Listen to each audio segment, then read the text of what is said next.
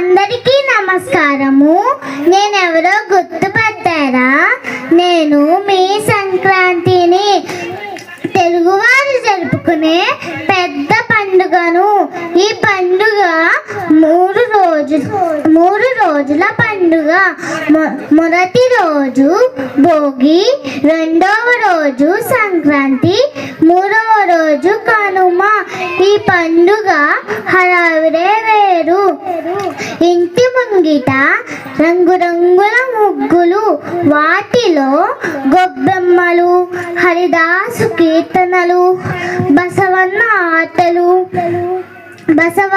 ఆటలు, కోడి పందాలు, గాలిపటాలు, కొత్త అల్లుళ్ళు రాకతో సంబరాలు అంబరాన్ని అంటుతాయి. అందరికీ సంక్రాంతి శుభాకాంక్షలు.